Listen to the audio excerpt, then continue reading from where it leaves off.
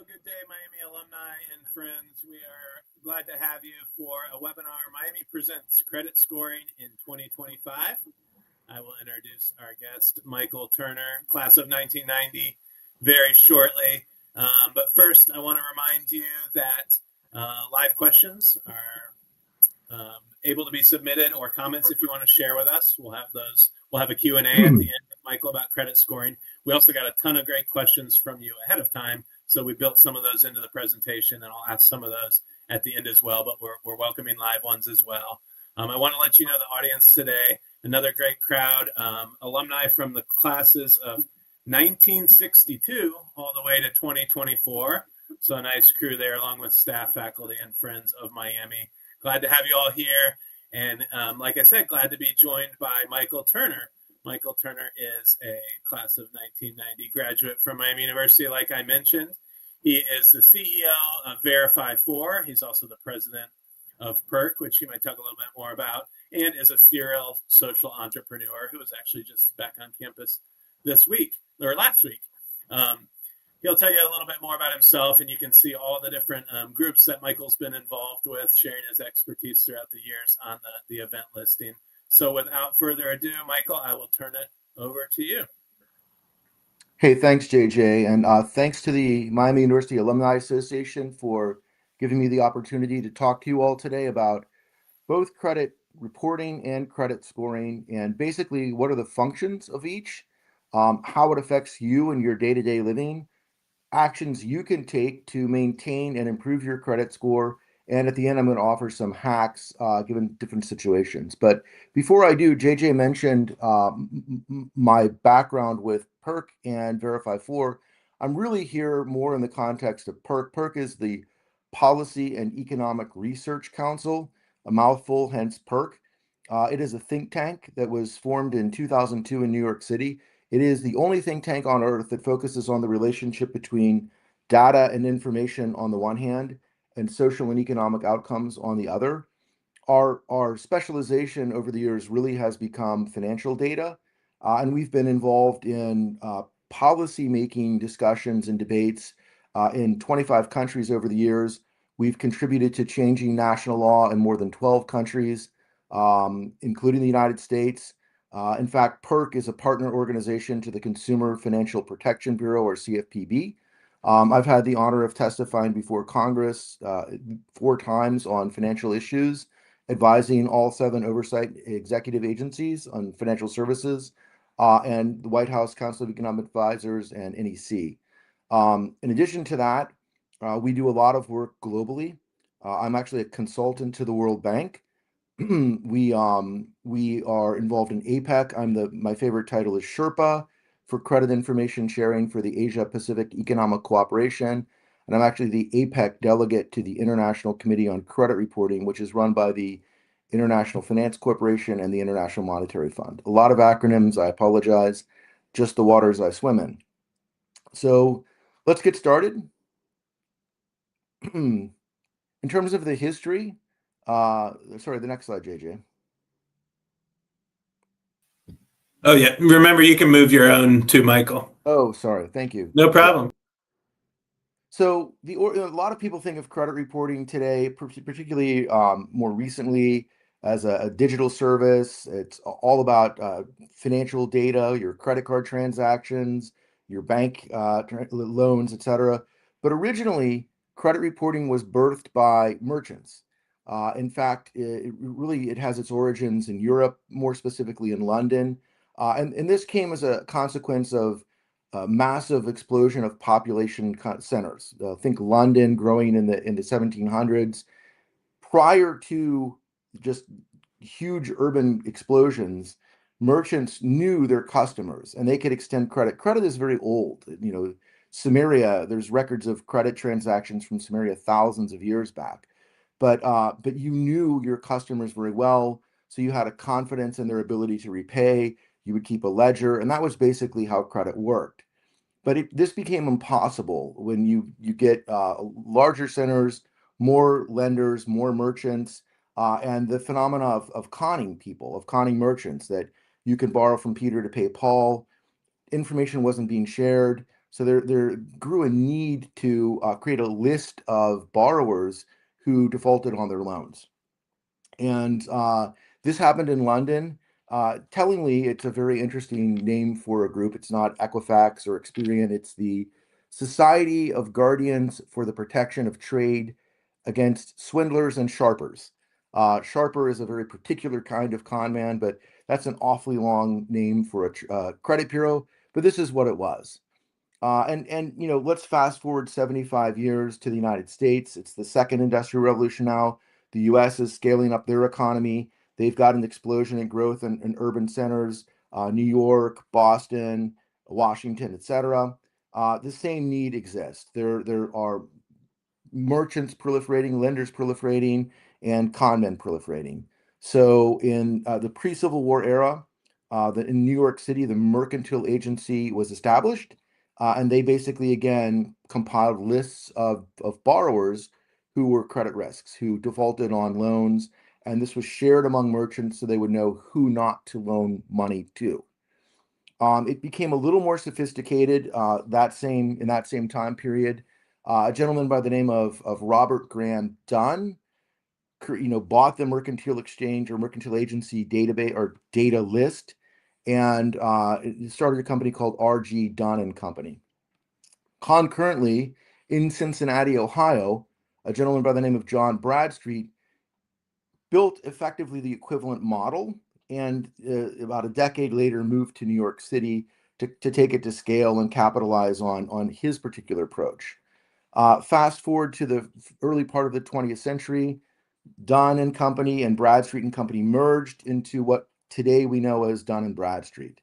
So again, this all came out of industrialization, scale, populations, markets going from local to regional, et cetera, and this need to share information to prevent bad lending. This is really the fundamental crux of why we have credit reports. Credit reports basically reveal hidden information to lenders, whether or not a person is a good credit risk and is willing to repay a debt. Next slide, please. Or sorry, my bad. Let me do that. So let's now progress into the first half of the 20th century. The market in the United States is very fragmented. There are literally thousands of credit bureaus. They're not only not are statewide, they're really local. They're merchant bureaus that are for neighborhoods or cities, not much higher scale than that. Also, there's no standards of information reporting. What's collected by these credit bureaus is unique to them. They have their own methodologies. It's very invasive. In most instances, this is a highly manual process, and they invest more in credit reporting the higher the value of the loan or the line of credit that's being extended.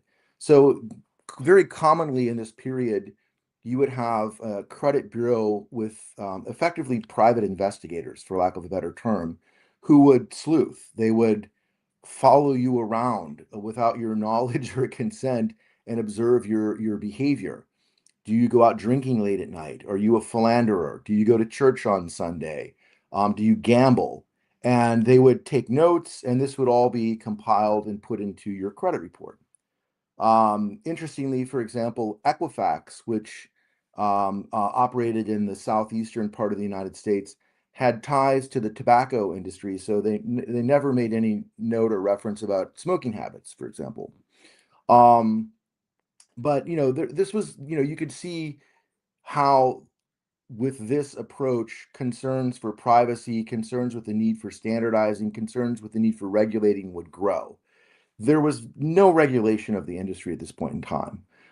So information about your faith, what denomination are you? Not just do you go to church, but what type of church, what type of religion do you practice, was all compiled into dossiers about individuals. So now, effectively, during this period, the United States was booming economically, and markets were growing from small, sort of city to statewide to regional. So a trend of concentration among credit bureaus emerged. There were a lot of mergers and acquisitions. A lot of the credit bureaus were very specialized, and there was an economic imperative to reach scale, differentiate, have a better product. So the trend of concentration began during this period as well. The image that's on this slide, incidentally, is actually true. It's not the real photo, but credit bureaus in this period, everything was paper. And so they had massive warehouses of credit reports. And to order a credit report or pull one was quite an undertaking. So TransUnion, for example, hired only women who could roller skate, and they would get a list of credit reports to pull. They would literally roller skate through a warehouse until they got to the appropriate area and pull the credit file and take it back to the front. So this is a pretty just interesting aside about how far we've come in a relatively short period of time. So let's advance to the second half of the 20th century. The economy in the United States is scaling up to a national market. Think of President Eisenhower and the national highway system. We're going beyond regions now to national.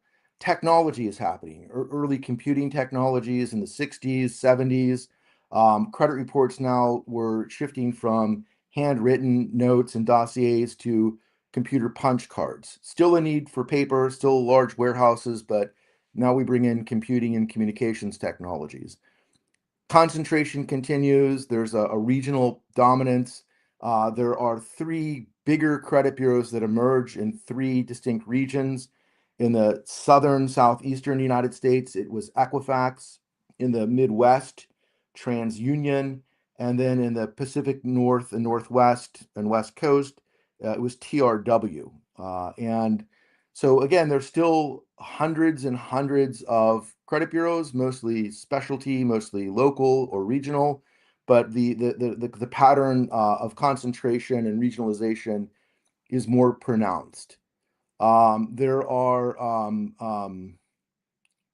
also advancements in technology now, or the whole second half.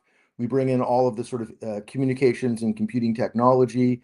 We move from punch cards to floppy disks, magnetic tapes, file transfer protocol, just digital transfer of lots of data from IP backbone in a scale that was previously unimaginable. So as we're getting there, as this is scaling up and as the data is becoming more concentrated, there's an outcry for regulation, and we're going to get to that at the end of consumer protection. People feared that the data that's being amassed digitally, electronically, manually had an ability to cause them and their family members harm, and that it could follow them around for their entire lives. So we'll get into this.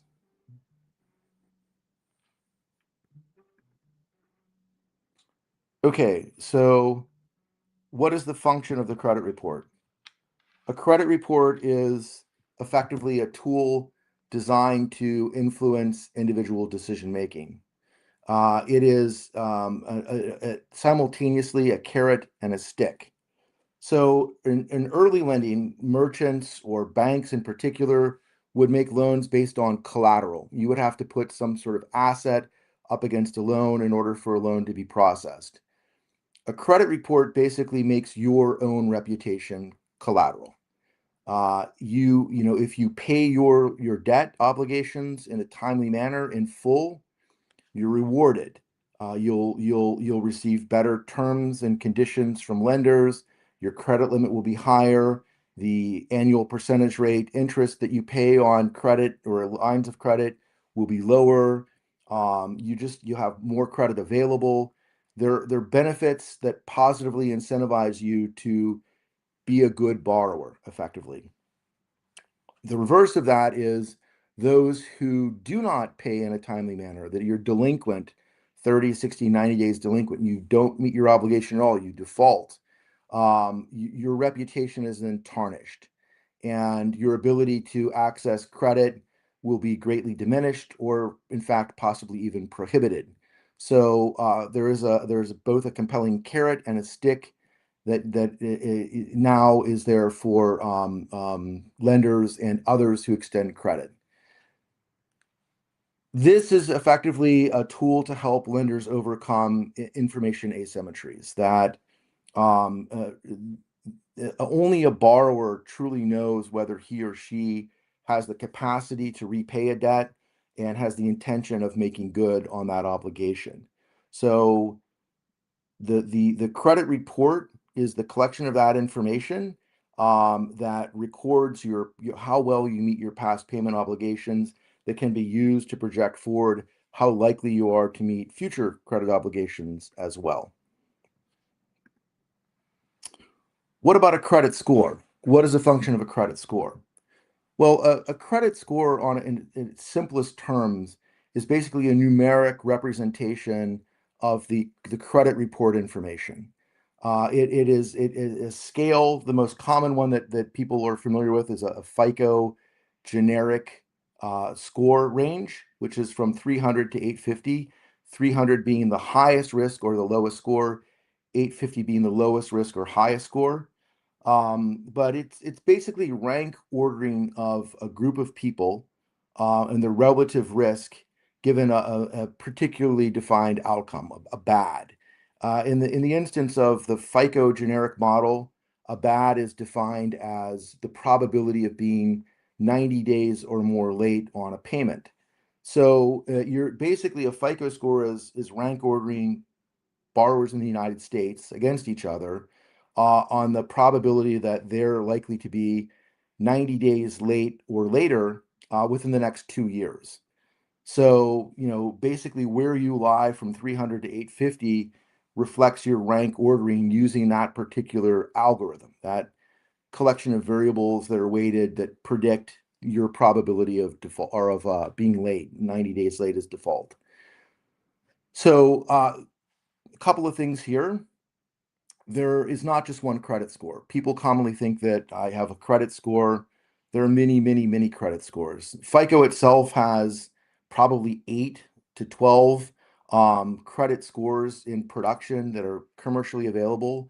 They have their generic, not only their generic score, but their various permutations of their generic score because simply they've sold them or licensed them to lenders in the past. Lenders use them.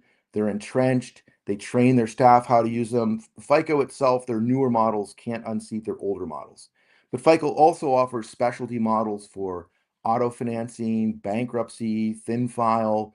There are multiple FICO models. And what differentiates them is they have a different outcome they're defining, a different bad, and they have different weights on their variables and, in fact, may use different variables. An emerging contender to FICO, one that's received a lot of attention lately because of policy decisions made in Washington, is Vantage Score. And Vantage Score is a modeling firm that's jointly owned by the big three credit bureaus, by Equifax, Experian, TransUnion, and it's built from the data from all three bureaus. It's very, very similar to a FICO score, and it is gaining traction, but FICO is still the 900-pound gorilla in that space with a little bit over or a little bit less than 90% market share. But your score, another thing that you need to know is, movement in your score by a point or two or 5 or 10 isn't really all that important. Some people may note that they check their credit report with a score monthly and they see that my score went up 10 points or my score went down 15 points. That really is not consequential to your ability to secure credit and the terms and conditions you'll receive. And this is because that continuum of the score is dissected into different segments or tranches of risk tiers. And typically, a lender or a user of a scoring model or scorecard would have a variety of tranches based on their own tolerance for risk. So you might be a lending institution that wants to have a non-performing loan or a default rate of 2 or 3%. So you may have, narrower trenches toward the top and larger trenches to the bottom. So you would disqualify higher risk persons automatically. Or you may be more risk tolerant and you may be modeling more for profit. And that's to my earlier point of there not being one credit score. every major or tier one or tier two lender have their own analytics departments, and they develop their own proprietary scoring models. And most of them score prospective borrowers not purely on risk. Risk is a variable, and they may even actually input a FICO or a VantageScore score as a variable in the model, but they actually model for profit. And frequently, persons with lower credit scores are actually much more profitable to a lender. For example, small business owners frequently late on paying bills because of cash flow disruptions, not because of revenue. So they have the capacity to repay debt, but they'll be frequently late. They'll be subject to fees, higher interest rates, et cetera.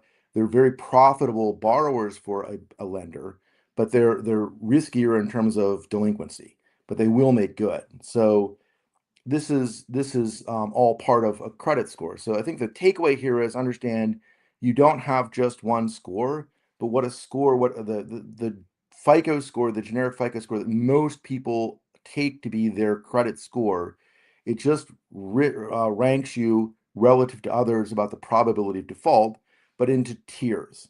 So the lowest tier would be a deep subprime. Then the next lowest tier would be subprime, and that's probably the largest category of borrowers on most lenders' continuum.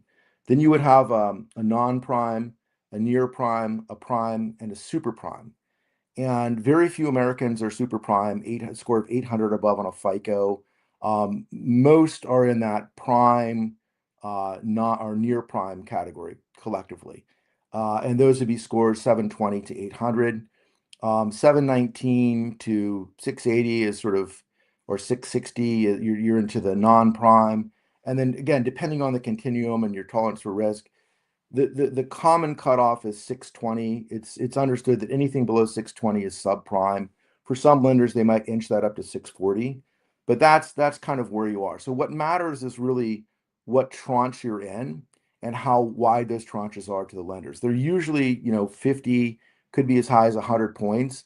So here, if your points or if your score swings by 25 points or even 50 points, it may not matter at all to whether you'll be accepted or rejected for a loan or what terms and conditions you'll receive. So why should you pay attention to your credit score? Well, put very succinctly, this could save you a lot of money. Here I show an example of an average 30-year mortgage loan.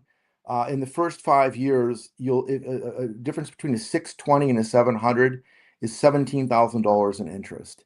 And over the entire term of that particular mortgage loan, the borrower who has a 620 will pay more than $100,000 more for that loan than a person who has a 700. So that this can be financially quite consequential. Why else? Just in terms of accept reject, if your score is too low for an accept, it makes it very hard for you to build wealth and generate wealth and build assets. In the United States and really globally, the two primary means that people generate wealth and build assets are home ownership and owning a small business. And for most of us, that requires convincing someone, usually a bank, to extend credit. And in 2025, all lenders are using automated underwriting processes. So if you don't have a credit report or a credit score, or if you have a low credit score, it's going to have a serious impact on your ability to access credit and participate in the economy and build wealth and assets. So this is really what's at stake is your life's chances. There are lots of individuals who've not or failed to pay attention, and it's taken them years to build a sufficient credit record or repair their credit history so that they would qualify for affordable sources of mainstream credit. Those who have lower scores have very real credit needs, and they have them met by fringe financial institutions like payday lenders, check cashing services, pawn shops, and title lenders, most of which have usurious rates, making it very hard to escape a debt trap. So I can't overstate the significance of really paying attention to your credit score and trying to push it up. Another reason why you should pay attention to your credit report is maybe counterintuitive to some people, but it's an early warning of identity theft or identity fraud. Someone who's trying to use your identity. They've gotten information on the dark web, and various sources online, and they're either trying a new account takeover or a new account fraud or existing account takeover. This will come up on your credit report. For example, a very common thing for an identity fraudster to do is to lease an apartment and open up a utility service, maybe a mobile network phone line using your identity. That those transactions, that trade line information would likely appear in almost every instance on your credit report. So if you're not checking your credit report, there could be an identity fraudster who's opened up lines of credit, utility accounts, renting, an apartment, etc., and you have no idea. So you want to check hard inquiries on your credit report and make sure that any party that's accessing your credit file, you've consented to it. Because if you haven't, this is a signal of potential identity fraud and identity theft, and you want to begin investigating that.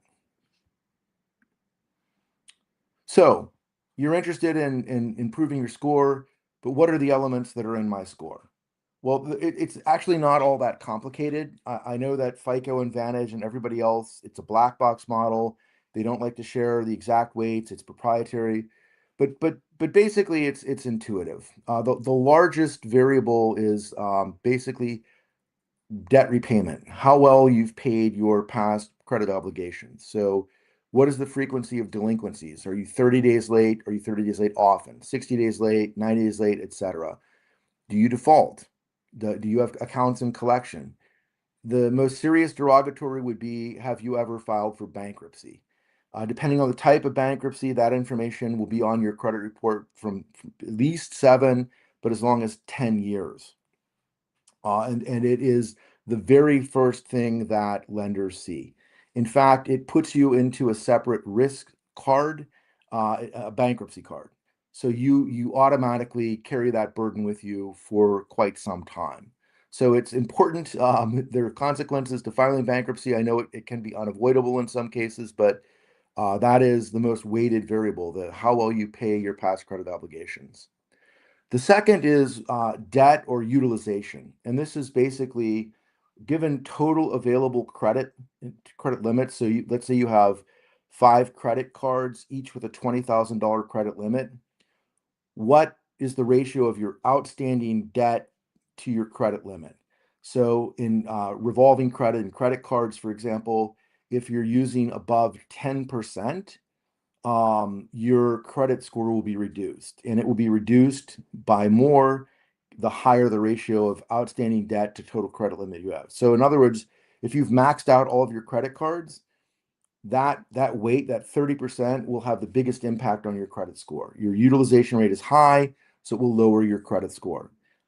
It's advisable to try and keep your revolving credit in particular to less than 10% of your total credit limit.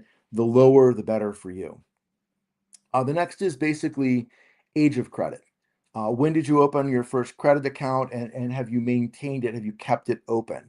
So it's actually quite important to open a line of credit, a credit card, some form of credit that's continual, and maintain that and keep it in good standing for as long as possible. And again, having multiple older lines of credit also enhances your score. The next variable is your mix of credit. So if you only have credit cards, for example, and they're all in good standing, you think I should have a perfect score. Well, not so fast. Lenders like to see that you have an ability to be a good borrower on different types of credit. So having a student loan, having an auto loan, having a mortgage loan, having a personal loan. The more diverse your credit portfolio in good standing, the more you can improve your credit score. So, and we'll talk more about that in terms of steps you can take to improve your score, but this is variables in it. And sorry. So those are really the primary variables. And then the last one is inquiries, credit seeking behavior. There's the notion that individuals who are engaged in credit seeking behavior are revealing duress or signaling lenders that their capacity and wherewithal may not be as advertised. So if you're out credit shopping, if you suddenly take and accept 5 credit card offers, that will have a negative impact on your credit score. Okay, so how do I maintain my score? I'm going to talk about some best practices, and then I'm going to talk about some misperceptions about this. So first of all, just, you need to engage with your credit report as frequently as you're able. Um, Not only because, look, as I mentioned already, you could already be a victim of identity fraud or theft and not know it. So you want to check that box, but you also want to see if there's anything you've done in your behavior that's driven it down that could be consequential.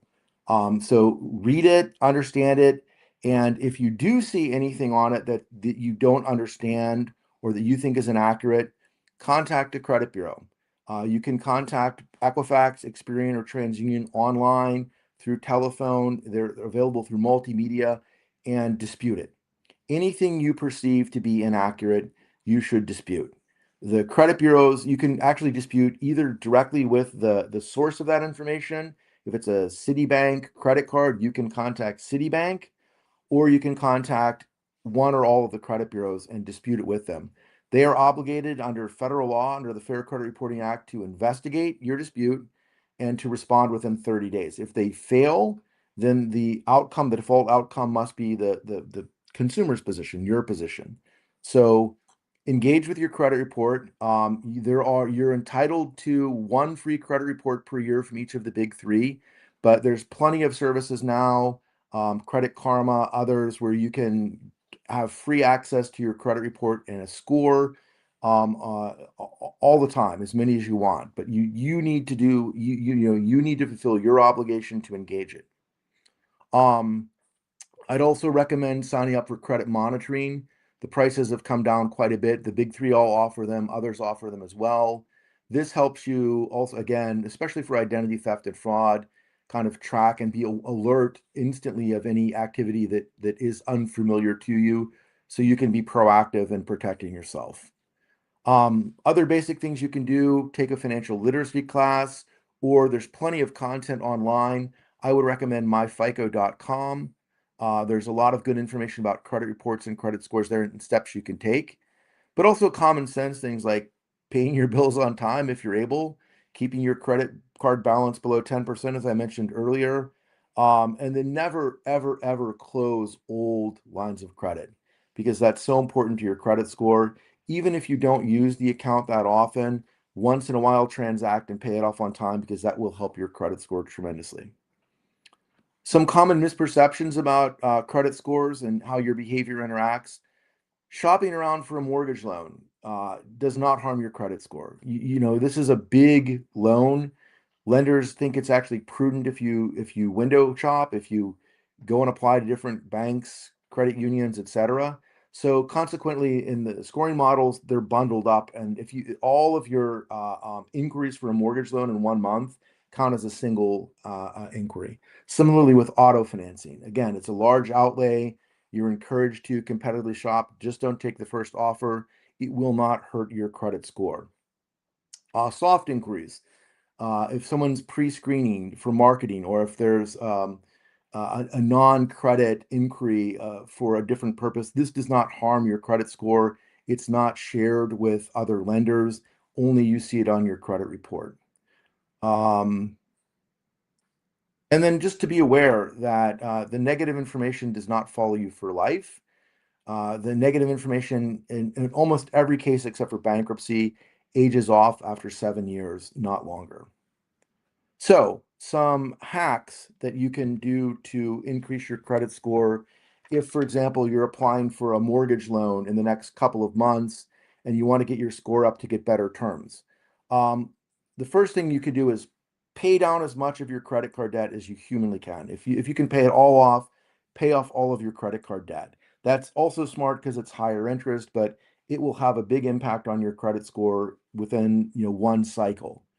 The other thing you can do is, at the same time, call every one of your credit card issuers and ask them to increase your credit limit. You'd be surprised how often you maybe have a $5,000 credit card limit that you've had for 10 years. But at this point, given your credit score, given your history with them, your usage, they might raise that up to 20,000 or 40,000.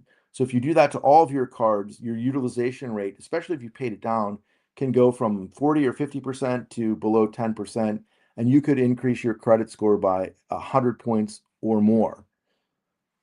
Collections. If you have collections on your account, pay them. Paid collections accounts are scored differently than unpaid collections accounts. So pay it. But when you're paying it, negotiate. Most entities, especially if it's a third-party collections agency that has bought your debt, they may have paid, depending on the age of the debt and your profile, 5 cents on the dollar or 15 cents on the dollar. And you can negotiate. If you owe $1,000, you could probably get them to settle for 200 or 300. And also in that negotiation, negotiate with them to remove the collection from your credit report. They will frequently do that. If you ask, there are very few that won't because they want the money. So negotiate down how much you pay. Once you have an agreed upon amount, negotiate to have that removed. That will boost your credit score again, potentially significantly 20, 40, 50 points. And in that vein, please, please, please avoid credit repair clinics. Lexington Law Firm being the most famous. These are complete scams. They charge you money, oftentimes a lot of money, for things you can do yourself for free. And they're trying to game the system. They have lots of techniques to try and temporarily remove negative information, but it will repatriate back. It's not a permanent fix. You're out money. And again, you can do these things yourselves. Please do not use them. So the last thing I want to touch on is another misperception that you have to be asked permission to get your credit report pulled. This is just not true. There are in the federal regulation of the Fair Credit Reporting Act, there are specified permissible purposes, insurance underwriting, credit granting, legitimate business needs.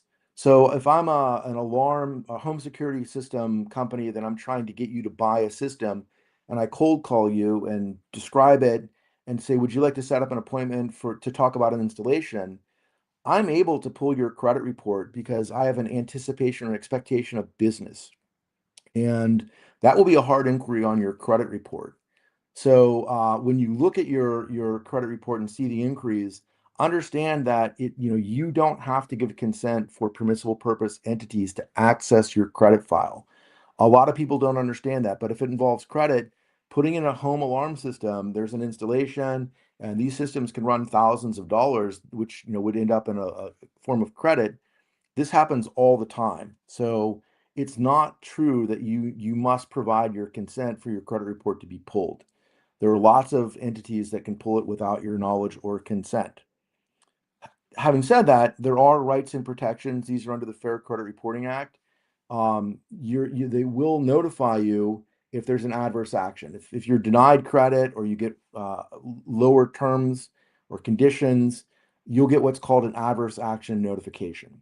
Don't throw it out, open it, read it. There's a reasons code section. They have to provide reasons why you were denied. And they also have to identify the credit bureau credit report that was used and provide their contact information. If you get such a letter, you're entitled to a free disclosure, a free credit report from them. You should dispute. You should get that disclosure. You should look at why you were denied and see if it's accurate or not. But that's basically a notice, right? You also have access. Again, you're entitled to one free credit report per year from each of the big credit bureaus. But again, there's plenty of services that give these for free, like Credit Karma, because they're trying to develop leads for credit cards. Dispute. Always, if you see anything that you're unfamiliar with on your credit report, dispute it. Dispute, dispute, dispute. There's no downside to this. It's easy to do. It will take you just a few minutes. It could have a lot of positive consequences. And then lastly, redress. If the disputes don't work, you can file a complaint or dispute with the Consumer Financial Protection Bureau on their portal, with the Federal Trade Commission on their portal.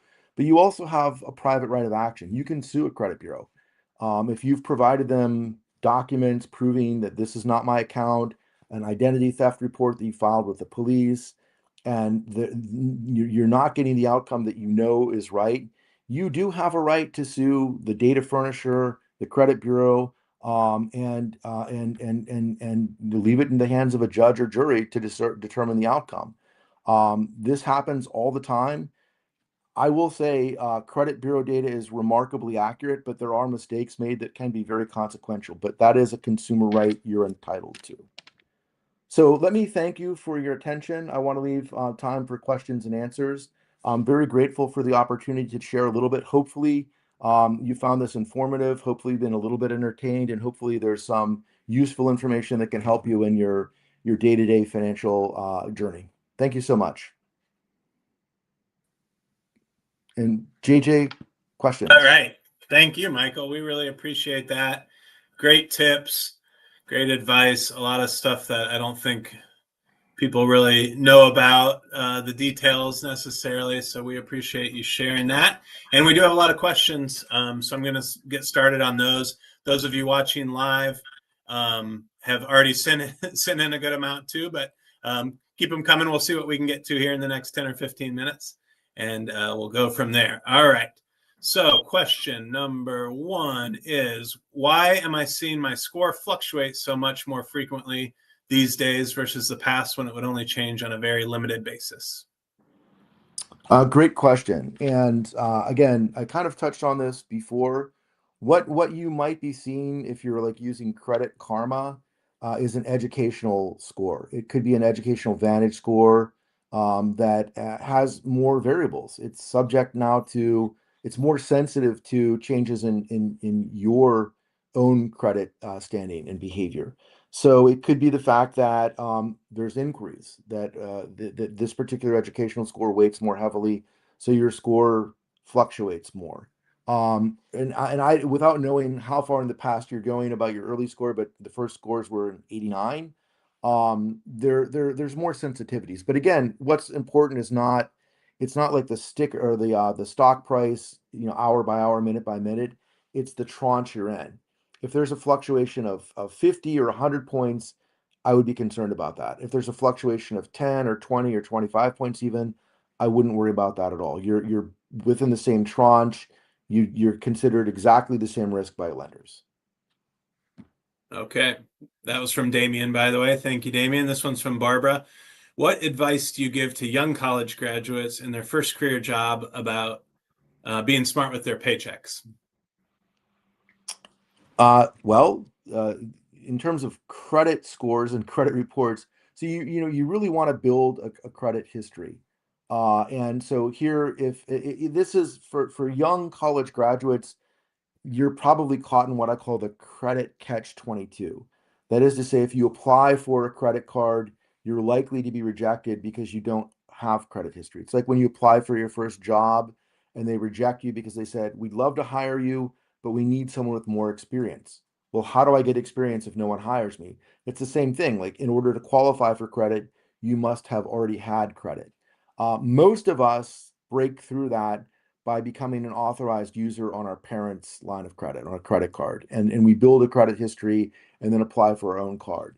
But there are other ways to do this. I think on campus here, the Miami University Student Credit Union, they certainly have cards that are available to students that with low limit, and get your own line of credit as soon as you're able. And that will help you build a credit so that you can qualify for a higher credit limit by the time you graduate. It will help you in tenant screening with a higher credit score. You'll be able to rent an apartment with a lower security deposit. Actually, it might even help with your employment screening. A lot of employers now pull credit reports to assess the risk of a particular applicant. So there are many ways that having building a credit history in high school and during college can help you when you get your first job post-college to get an apartment, to get a starter loan to buy a wardrobe, and to really sort of like start transitioning into your career. Sounds good. All right. From Jason, how are new trended credit models impacting scoring, or are the factors different? Maybe you could tell us what trended credit models are briefly first.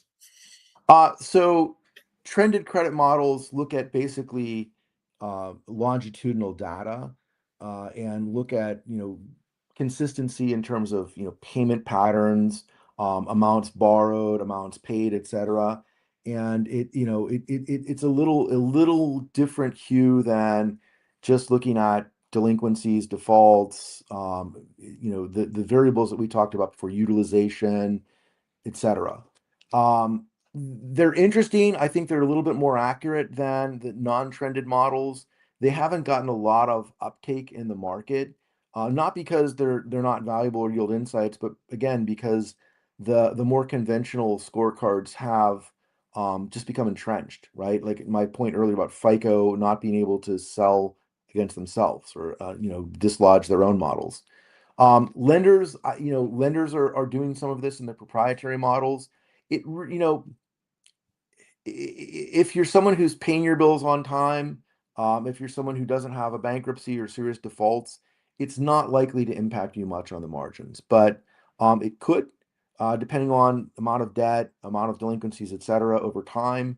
But overall, the effect it would have on you individually is pretty negligible. Right. Why do the top credit score categories keep raising the numbers? What do the numbers of companies requesting to see your, why do the numbers of companies requesting to see your score start to lower your score when there's no irresponsible financial behavior on your part? Wow. That was from Peggy. Okay. So I talked about the FICO score, 300 to 850. When VantageScore first came out, their score range was 300 to 1,000.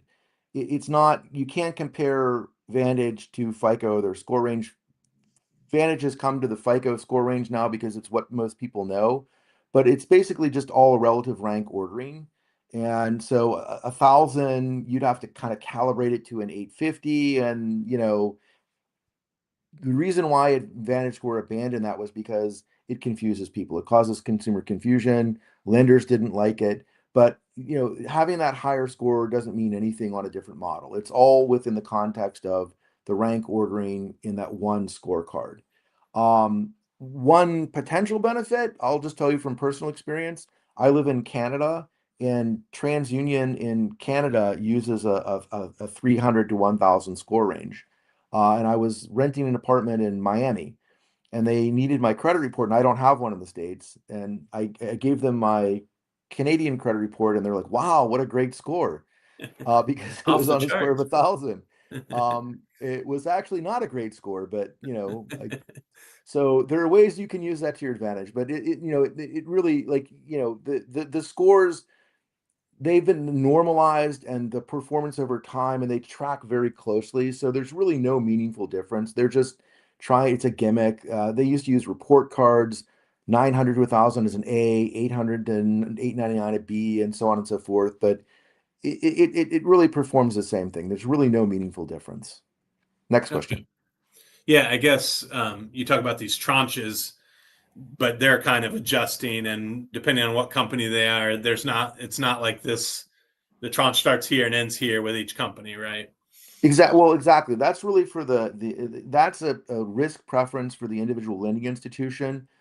So Capital One, for example, they're the largest subprime lender in the country. They're more risk tolerant because they feel like they're able to model people for profit and risk better than anybody else. So they'll have an NPL target, let's say it's 3 or 4%, and it's for a non-performing loan, but they know they're going to get a lot of people who can pay fees, higher interest, and they'll have a much larger lifetime expected value over time. So other like American Express is really, they target prime borrowers. They're much less risk tolerant. So their tranches for except for prime, super prime are going to be narrower, and they're going to have a much larger, subprime, deep subprime, et cetera, where they reject you automatically. Okay.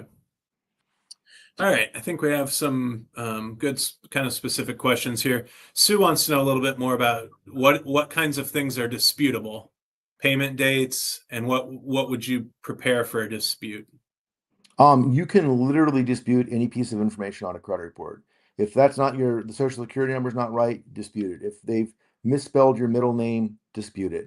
And you think that's being trivial, but names are used for matching trade line information to your identity. So if they've misspelled your middle name, I would absolutely dispute it. Anything else, anything that's not transactional information about an account, a line of credit, the personal identifying information, your name, your address, your past addresses, employer information, anything, that's all called credit header data. And you want to make sure that's accurate because it's used for matching. And people with common names like mine, Michael Turner, there's lots of Michael Turners. It's not hard for different Michael Turner's information to get matched to mine if the information is not accurate. And that different Michael Turner could have bankruptcy or defaults or derogatories. So I would review everything on the header and make sure it's correct. And if it's incorrect, dispute it. And then anything you perceive to be inaccurate, you may dispute. And this is why I say I would go to the websites of the big three or FICO and read about how to dispute and how to talk. There's a language. If you just say, I don't know this, or they don't really know how to translate that into a dispute. So you want to say, this account, I never opened this account. This account does not belong to me. I suspect this is identity theft. And then if you have any documents to support that, provide it. If you do believe you're a victim of identity theft, please file a police report, and then you upload that with your dispute because that gives it more gravitas and more credibility. I can tell you if you just assert identity theft and you don't have a police report, the credit bureaus won't act on it. But literally anything that you think is inaccurate, if there's a 30-day late payment that you paid on time, dispute it. I would encourage you to dispute anything that you know or believe to be inaccurate. All right. Gideon has a question about a credit freeze. He says, should you maintain a credit freeze and only unfreeze when applying for credit? I don't know if this is a that's a great to question. Yeah. So it really depends on the circumstances which led to the credit freeze. Usually that's identity theft or fraud. There are less draconian measures that are easier, like placing a fraud alert on your credit report or an extended fraud alert because of identity theft gives you protections, right? The credit freeze and unfreeze, the bureaus, they don't like that, so they make it cumbersome. But if it gives you peace of mind, and you don't mind the extra steps, there's no downside to it. It's just clunky, right? And in some cases, you have to pay. I know there are a number of states who've required either no payment required or you get a number of freeze unfreeze per year. But it's really your preference. But I'd offer, again, depending on your circumstances, explore whether putting a fraud alert or an extended fraud alert on your file may give you the same benefits and may not be as clunky. Sounds good. Susan has a more big picture question. She says, in Europe, they don't use credit scores. Do you see merit in shifting away from them, or is the U.S. too deeply tied to the system? So I would just suggest that it's actually not true that they don't use credit scores in Europe. Europe have different types of credit reporting systems. So, for example, in France, they only report negative payment data, and the credit bureau is actually the Bank of France. It's their central bank. And the reason why they have this system is because banking in France is very highly concentrated. There are three banks that control more than 85% of all consumer credit. So they don't like competition, and they have already each one of those banks, like BNP, they have very deep house file data on all of their borrowers. So they don't see an upside from having a credit bureau, right? So as a consequence, you get less banking innovation, less risk-based pricing, higher average interest rates. It's an underdeveloped financial sector. And also the credit report becomes a mechanism for exclusion. If you have negative data reported, it's really hard to go to another lender and get a line of credit. So you're kind of stuck in that relationship banking with the lower terms. Other countries are more aggressive in terms of credit information sharing. Germany, Iceland, even tiny old Iceland has a credit bureau that now they've spread in, I think, 17 different countries. So it's not true that they don't use credit scores in Europe. It varies country by country and even the type of information they use. Are we becoming over reliant on credit scores? I would say yes. I agree with that. It's spread into employment screening, insurance underwriting, all for credit businesses like alarm systems. I'm concerned because it's only a partial picture. I might have a high credit score and be low income. I might have a low credit score and be high income, but my credit capacity is missing from credit scores. And credit scores are historic data, they're not current and future data. So, actually, the company that I work with, I founded Verify4. We provide real time income and employment verification that speaks to your capacity to take on credit. So, that gives another piece of information to lenders or employers or government agencies seeking to determine eligibility for benefits. So yes, we are becoming over reliant. Tenant screening, I think, is where we've gotten really lazy. Most property management and landlords will look at your credit score, and if it's below a certain threshold, they just say 3 months security deposit. And another range, 2 months security deposit. A lot of Americans can't afford that, and it's not justifiable. If they had more and better information, like you've had a job for 5 years without interruption, good stable income, you wouldn't have to pay 3 months security deposit. Yeah. All right. Well, I think that's a good way to stop with our big picture question. I think most of the other stuff that came in, you kind of hit throughout your presentation. So thank you for the audience for being active with questions. We appreciate that. Thank you, Michael, so much for your time and expertise and for staying connected with Miami. We appreciate it. Any last words to the audience? Hey, just again, JJ, thank you and the Miami University Alumni Association. Happy to be a resource to you all. I was just back on campus, in fact, this week, and got to engage a group of students at the Farmer Business School. Really impressive to see the growth. That building didn't exist when I was there. I mean, JJ mentioned I was 1990 when I was on campus. I felt like I was 1890. But I'm just happy to stay tied in, happy to see all the tremendous progress that the university's made over the years, and appreciate everyone's time and attention today. All right. Thank you to you, and love and honor to you all. Thank you.